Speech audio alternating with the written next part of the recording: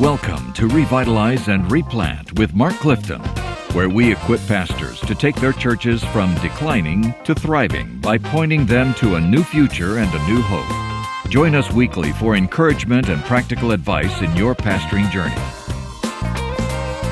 So what happens when you get together in your church and you have a meeting and you decide, what are we going to do in the future? How are we going to reach our community? And you go through all of these steps. Well, this is the demographic of our community, and this is how our community is changing, and so forth and so on. I'll bet you a bag of cookies. Can we do that? Yeah. I'll bet you a bag of cookies that one of the last groups that you are concerned with in your church, I'm just talking about experience with most churches, is the senior adults. Yep. And yet it probably is maybe the largest group in your church. This is Revitalize and Replant with Mark Clifton, and there's Mark Halleck. I'm Dan Hurst, Kyle Bierman at the controls, and we're following up on something that we talked about last time, which was the demise, if you will, of the decline of attendance of senior adults. Yeah. I mean, basically, if you missed the last episode,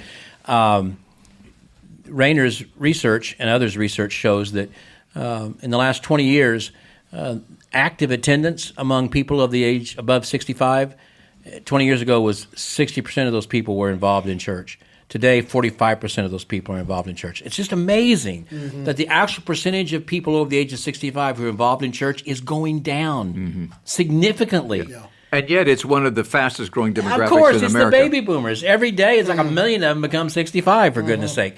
And yet we're seeing fewer and fewer of those over the age of 65 stay active in church. And so we talked last time, and you go back and listen to it, about the 4 or 5 reasons that senior adults, and they don't just get mad and storm out. I mean, some of them do, but then young adults get mad and storm out.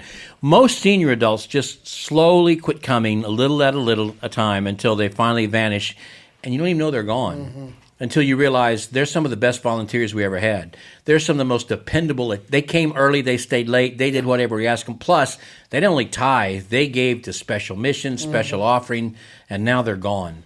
And it is critical that we don't lose them. And so you're right, Dan. When we sit around and we're going to plant a new church, we talk about how we're going to reach young people, or we're going to grow our church, how are we going to reach young people? Of course we need to do that. But do we ever think, how are we going to reach the 88-year-old widower who now lives alone after his wife of 63 years has passed away and he's down the street and he doesn't go to church anywhere? What's our need? He still needs to be reached. He still needs to be loved and cared for.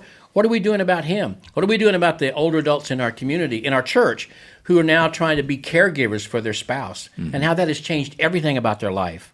Or those who now can't hear anymore, or can't see anymore, or can't walk anymore, can't go upstairs anymore, how that has changed their life.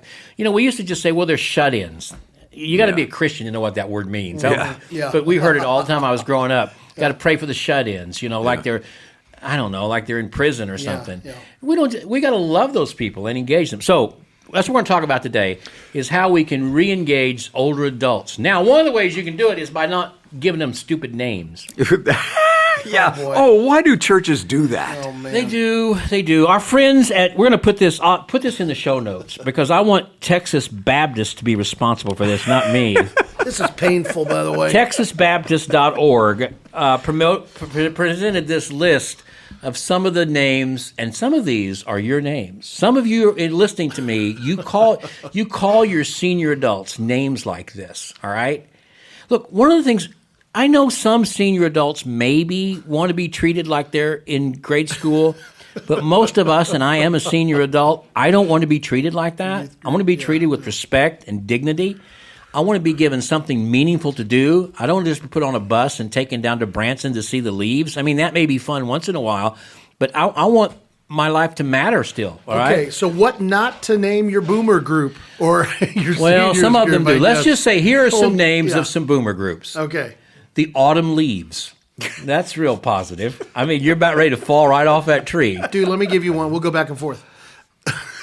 Owls. Owls? What's it stand Older, wiser, livelier saints. Okay. Oh, The man. owls. Oh, Yeah. boy. How about the hilltoppers? We've just topped the hill and now we're going down. How about seniors on the go? Oh, boy. Yeah. Senior, absolutely. Terrible. Yeah. The mature moderns, the merrymakers, the keen-agers. Get it? Teenagers, keen-agers. Oh, that's awful. You get that? That's awful. Yeah. So we could the golden year wanderers, the Second winders. the second winders. I love that. I like this one. TNT. What's that? Tried and true. Tried and true. How about age to perfection? That sounds like a senior That's a dating steak. club. That's That's what a that steak sounds can't like. wait How to about happen. the speeders Okay, over we- 55? okay, we've Yeah, heard it. oh, boy. Oh, We've heard them all. Now, reality is we mean well when we call them that, and some of them may think it's funny and think it's okay, but long term, we need to treat our older adults with respect and dignity and really lean into their wisdom. Many of them are the strongest prayer warriors you'll ever have in your church. And lean into that and give them some heavy lifting to do in prayer ministry and heavy lifting to do even in ministry and other things like that. You'll find them very eager to be used and to be Yes. meaningful once again. Yeah. And not just be marginalized and entertained like we're just putting them over here in a corner and going to play games that's with right. them. All right, so Hurst, give us 4 or 5 ways we can engage senior adults in our churches. Well, one of the things that we have to do is be very intentional what we're doing. Yes. I mean, when these things that we want to share with you are things that you can do, but you have to be intentional about it. You have to strategize. How are we going to do this? And the first one that we would talk about would be you need to acknowledge publicly their history and their foundational value to the ministry of the church. You know, Mark talks about a lot of times, Mark Halleck here, about you're walking into their story. When you become a pastor of a church, you're walking into their story. And you mentioned even things like Thanksgiving, Mark. And, talk to me about that, about how at Thanksgiving, just tell that little story. It's pretty good. Yeah, well, it's like if you're invited to come to, somebody's Thanksgiving table by a friend or whatever, well, it's not your job. You're there as a guest. You're there to learn. You're there to listen. Your job isn't to critique Ann Marge's mashed potatoes. Your job is to listen, to eat the mashed potatoes, and join in the celebration of those mashed potatoes, regardless of what you really think about the mashed potatoes. I think it's a posture of humility. It's a posture of learning. And if you ask her, where did you get this recipe for these That's right. mashed potatoes? She'll be glad to tell you the She history wants to tell of you. where that came from and That's how she right. got it and That's what she's right. done with it over the years. Ask them their stories. exactly right. They live to tell you their stories. Their stories matter. They still matter. That's right. How did you become a member of this church? What are some of the best things Yep. God ever did for you in your life? What's some of the greatest things you ever saw happen in this That's church? right. Who's one of the best pastors this church ever had? Can you tell me one of the greatest sermons Yep. you've ever... Listen to their stories. Let them know you value their history. In fact, And that should be step one as a pastor. You're coming really into a is. church. You just need to listen, ask good questions, and listen. Stop, and listen look, and well. listen. Yeah. Right. That's right. That's it. And if you find out they have, this is so important, if you find out they have a hobby or a skill or something they're particularly good at, ask them how you do it. Yeah. I mean, if you came across an older senior adult man who was good at making flies, like for Fishing flies? fishing flies. Yeah. If you asked that man, you said, if I came over to your house, could you show me how to make one? You would make his day. Dude, totally. Or if you have a senior adult lady she makes a cake for your birthday, and your wife, this is tricky, but if you get your wife to say, could you maybe go over to Mildred's house and find out how she made that cake? If she were to ask Mildred, could you show me? It would make her day. For sure. Ask them to teach you something. That's good. They need Yep. to feel like they still matter, and they've got a lot to teach. That's right. All right? Absolutely. A lot of experience, yeah. Absolutely. Well, and you talked about you don't just come in and take over and it's all of a sudden it's your game, as a pastor. That's right. You got to remember, and that is that you cannot neglect the probability. And I mean, I'm using that word wisely. The probability that many of your senior adults were influential in ministries of other churches before they came to yours. That's right. So you're the new kid on the block, but they were the new kid on the block at one point. But true. they came from influential ministries. They know stuff. They Yep. do. They know stuff. They do. That's right.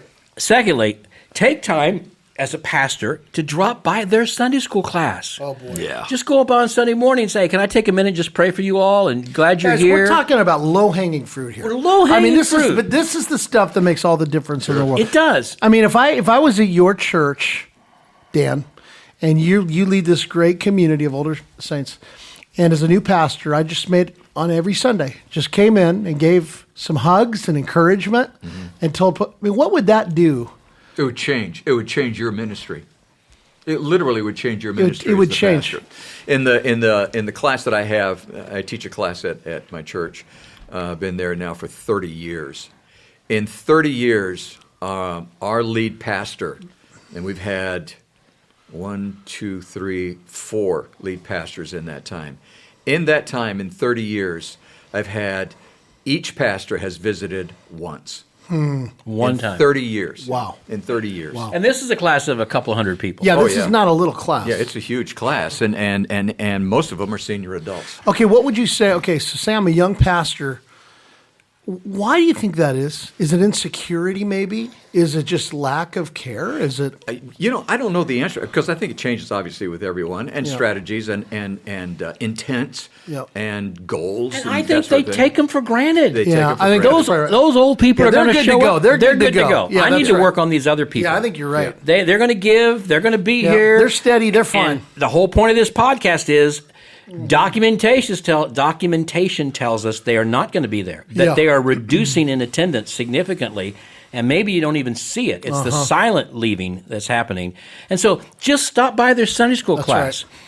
If you find out that they're going to have some kind of a gathering, go hang out with them. Sure. Just spend time with them on a regular basis. Whatever their gatherings are, make it a priority to be there.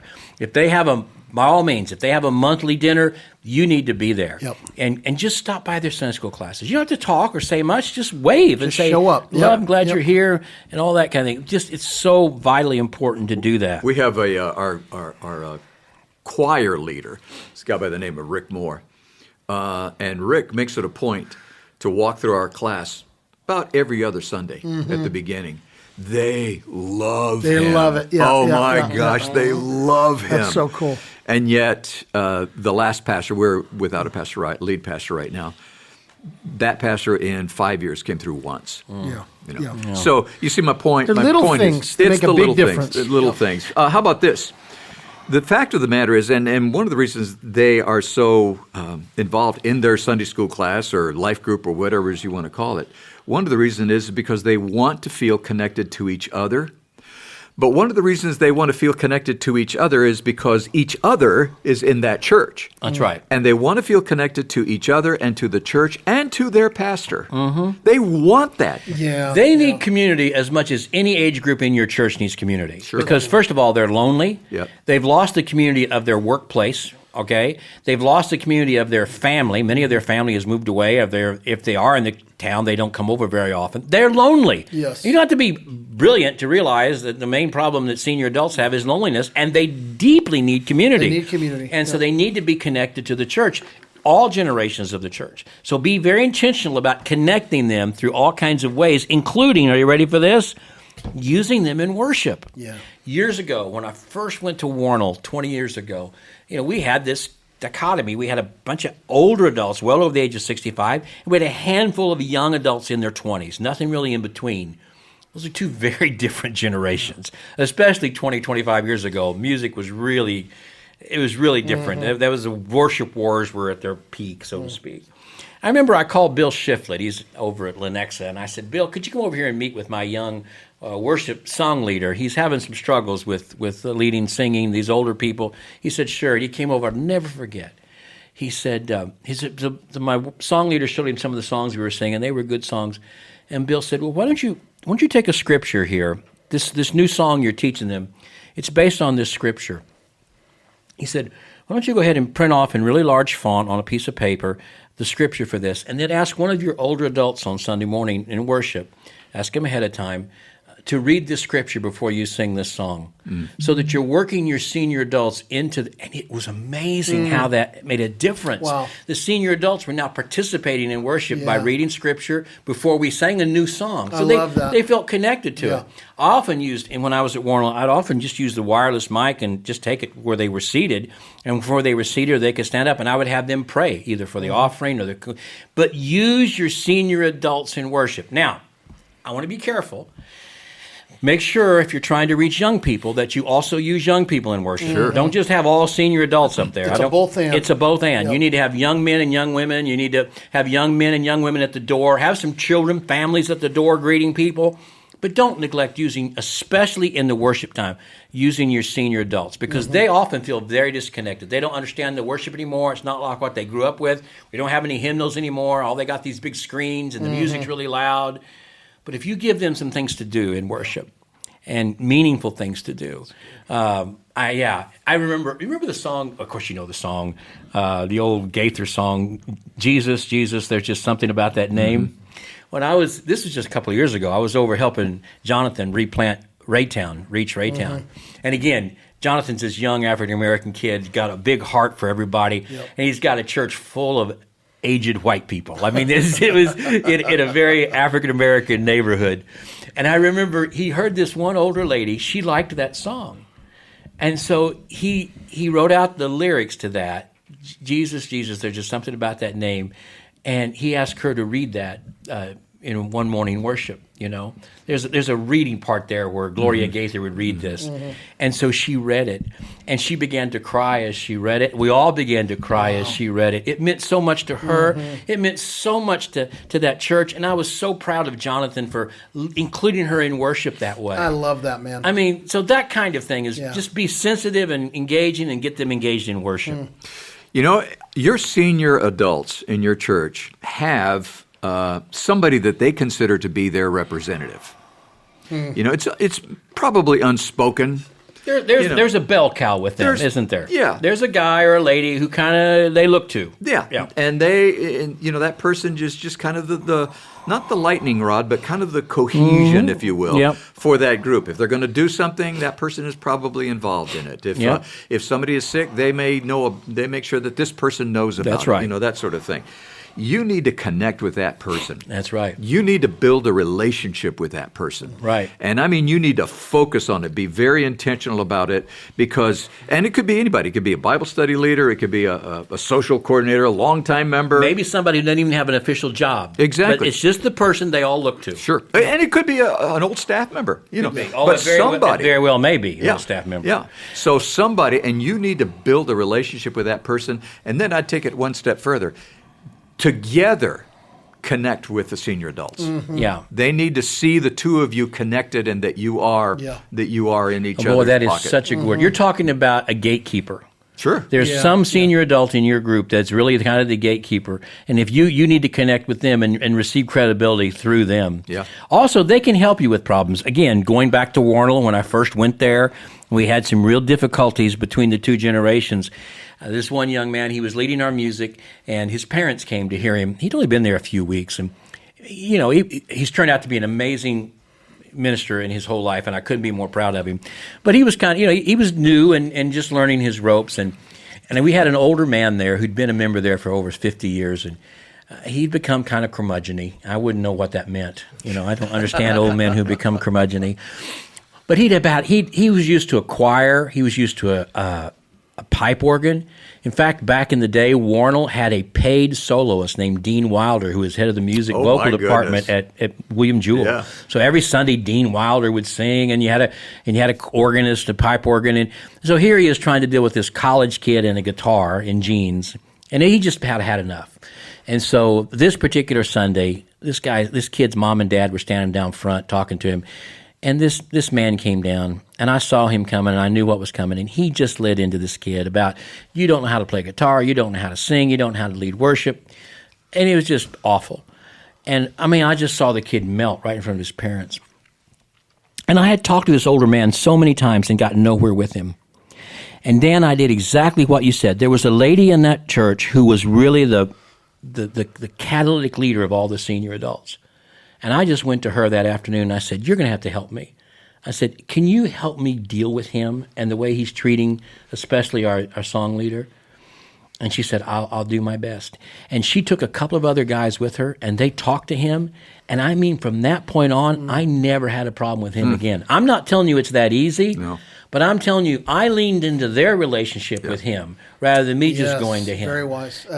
So you lean into these relationships these people have, and you may find they can solve problems you couldn't solve, is what I'm trying to say. That's good. Which brings us to the last point, and that is that, you know what? Your senior adults want to be involved in your ministry. They just don't know what to do most of the time. Right, that's right. So you need to intentionally promote ministry opportunities that are designed for them. Find ministries for them. They love to pray. Give Absolutely. them specific prayer tasks. Also, many of them, if they can still write, many of them can. And what we did, again, going back to Warnell, we would give things to the teachers and the cafeteria workers and the staff, the custodians at Southwest High School, give them gift cards or other things like that. And I would go buy wonderful little note cards, and I would write out what I think should be on it. But I would give them to the senior adults, and they would take them home, and they would write personal notes on all of these. Also, we would pack lunches, lunches or suppers, whatever. We packed meals for the basketball team at Southwest. So when they traveled, they could take a sack lunch with them. So again, I would give the sacks to the senior adults and let them write encouragement notes on those sacks to each of the boys. Things like that mean so much to them. Yeah. Be creative and find things they can do, and then celebrate what they've done. Oh, yeah. On Sunday morning, Absolutely. celebrate what they've done. If you do these simple things, they will not leave. Now, they may have a physical problem that makes it hard for them to get there. They may miss their relatives and their friends who used to come. That we said before, showing up and seeing empty chairs where someone you loved for all those years has passed away reduces your motivation to come to church. It really does. But if you'll do these things, you can overcome those obstacles, and you can keep these people active and engaged in ministry until the Lord takes them home. And that's what you want to do. Well, we hope this has been encouraging to you, and that you maybe have thought of a couple of things that you could do starting immediately to make a difference in that generation in your church and make such a difference in their lives. And when you do that, I promise you, they will begin to make a difference in the lives of the other generations in your church. Because believe me, they want your church to grow. They want your church to thrive. And, the truth of the matter is, I think they want you to thrive also. You just don't know it yet. And so you've got to find that out from them. Hope that's been a blessing to you. Thank you to Midwestern Seminary for allowing us to be here to record this podcast, and also to the North American Mission Board for making it possible. And we'd love to hear your thoughts on this. Please feel free to email us or go on Facebook and leave us a message, or just call Mark up. And Just call me up. Yeah, anytime. Call me anything you want. And he's sitting by the phone now. So. I am. All right. That's right. Thanks for joining us today on Revitalize and Replant.